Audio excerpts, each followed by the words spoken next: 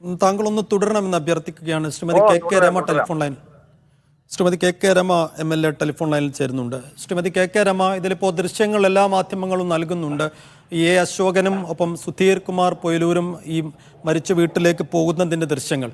അപ്പോൾ P ജയരാജൻ പറയുകയാണ് വ്യക്തിബന്ധത്തിന് പുറത്ത് ഇപ്പോൾ ഈ മരിച്ച ഷെറിന് കുടുംബാംഗങ്ങളൊക്കെ ഉണ്ടാകും, അവരുടെ ബന്ധുക്കളുമായിട്ടൊക്കെ ഈ നേതാക്കൾക്ക്, പ്രാദേശിക നേതാക്കൾക്ക് ബന്ധമുണ്ടാകാം, സ്വാഭാവികമായും പോകുന്നതിൽ തെറ്റുണ്ടോ എന്ന് ചോദിക്കുകയാണ് Shri P Jayarajan. Shrimati K K Rama. തീർച്ചയായിട്ടും അത് സ്വാഭാവികമായിട്ടും അങ്ങനെ തന്നെ പറയാൻ പറ്റുള്ളൂ. കാരണം മരിച്ച വീടുകളിൽ ബന്ധുക്കൾ ഉണ്ടാവും, അവരെ കാണാൻ പോകും, പാർട്ടികൾക്ക് പോകാൻ പറ്റില്ലേ എന്നുള്ള ചോദ്യം, അതിൽ ഞാനൊരു പ്രശ്നങ്ങൾ കാണുന്നില്ല അതിനകത്ത്. പക്ഷെ അവിടെയല്ല വിഷയം ഇതിനകത്തുള്ളത്. ഈ ഇതുമായി ബന്ധപ്പെട്ട് CPM-ന്റെ നേതാക്കന്മാർക്കുൾപ്പെടെ ബന്ധമുണ്ട് എന്ന കാര്യത്തിൽ ഒരു സംശയവുമില്ല. ഈ ബോംബ് നിർമ്മാണം അവരൊക്കെ അറിഞ്ഞുകൊണ്ടാണ് അത്തരത്തിലൊരു നിർമ്മാണം അവിടെ നടന്നുകൊണ്ടിരിക്കുന്നത്. അതിന് പാർട്ടിയുമായി ബന്ധപ്പെട്ട ആളുകൾ തന്നെയാണ് പൂർണ്ണമായിട്ടുമുള്ളത്.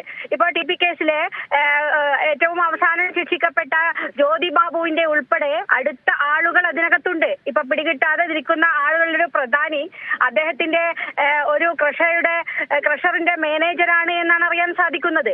ഇങ്ങനെ ഇവരുമായിട്ട് അടുത്ത ബന്ധമുള്ള ആളുകളാണ് ഈ ബോംബ് സ്ഫോടനത്തിൽ ഉണ്ടായിരുന്നത് എന്ന കാര്യത്തിൽ ഒരു തർക്കവുമില്ല. അവിടെ ഇന്ന് നേതാക്കന്മാർ പോവില്ല. കാരണം നമുക്കറിയാം, ഈ ഒരു അലേർട്ടായിരിക്കുന്ന ഒരു സമയത്ത്, ഇലക്ഷനുള്ള സമയത്ത് നേതാക്കന്മാരൊന്നും പോവില്ല. അതൊക്കെ വളരെ തന്ത്രപരമായി പാർട്ടി കൈകാര്യം ചെയ്യും. ഏതെങ്കിലും ആളുകൾ പോകുമ്പോൾ അവരുടെ ബന്ധുക്കളില്ലേ, അവർക്ക് പോകാൻ പറ്റില്ലേ എന്നുള്ള ന്യായീകരണങ്ങളൊക്കെ വരും. അതിനൊന്നും ഒരു തർക്കം നമുക്കാർക്കുമില്ല.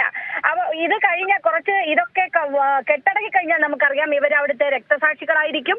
രക്തസാക്ഷികൾക്ക് വേണ്ടി ഫണ്ട് പിരിവ് നടത്തും, അവർക്ക് രക്തസാക്ഷി മണ്ഡപങ്ങൾ ഉണ്ടാക്കും. അതൊക്കെ നമുക്ക് അടുത്ത ഘട്ടങ്ങളിൽ കാണാൻ സാധിക്കുന്നതായിരിക്കും. എത്രയോ ഉദാഹരണങ്ങൾ നമുക്ക് മുന്നിൽ ഉണ്ടല്ലോ ഇതിന്റെ ഭാഗമായിട്ട് തന്നെ. അപ്പോൾ അതല്ല ഇവിടുത്തെ പോയി എന്നുള്ളതല്ല വിഷയം.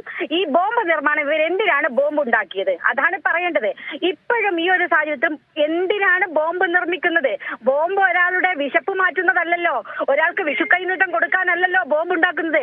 ഒരു മനുഷ്യനെ കൊല്ലാനാണല്ലോ, മറ്റൊരാളുടെ ജീവൻ എടുക്കാൻ വേണ്ടിയിട്ടാണല്ലോ, അക്രമം ഉണ്ടാക്കാനും ആ തരത്തിലേക്ക് കലാപത്തിലേക്കും വേണ്ടിയാണല്ലോ ഈ ബോംബ് ഉണ്ടാക്കുന്നത്. അതാണല്ലോ അവസാനിക്കേണ്ടത്. അത് അവസാനിപ്പിക്കാൻ ആവശ്യമായ നിർദ്ദേശങ്ങളും അതിലെ തീരുമാനങ്ങളാണ് ഈ നേതാക്കന്മാരുടെ ഭാഗത്തുനിന്ന് ഉണ്ടാകേണ്ടത്. നമുക്ക് വേണ്ട ഈ ചോരക്കളി എന്ന് സാധിക്കാതെ പോകുന്നത്.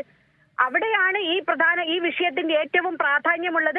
അത് ഈ ഇലക്ഷൻ സമയത്ത് വളരെ തീർച്ചയായിട്ടും നമുക്കറിയാം അത് കലാപമുണ്ടാക്കാനുള്ള ആസൂത്രിതമായ ഒരു ശ്രമത്തിന്റെ ഭാഗം തന്നെയാണ് ഈ ഇത്തരത്തിലുള്ള നിർമ്മാണങ്ങൾ. ഈ പല സ്ഥലത്തും ഉണ്ടാകും. അത് കണ്ടുപിടിക്കണം, റെയ്ഡ് നടത്തി ഇത് ഏതൊക്കെയാണെന്നുള്ള കണ്ടുപിടിക്കാൻ വേണ്ടി അടിയന്തരമായി തെരഞ്ഞെടുപ്പ് കമ്മീഷൻ ഉൾപ്പെടെ ഈ വിഷയത്തിൽ ഇടപെടണം എന്നുള്ളതാണ് ഞങ്ങൾക്ക് ആവശ്യപ്പെടാനുള്ളത്.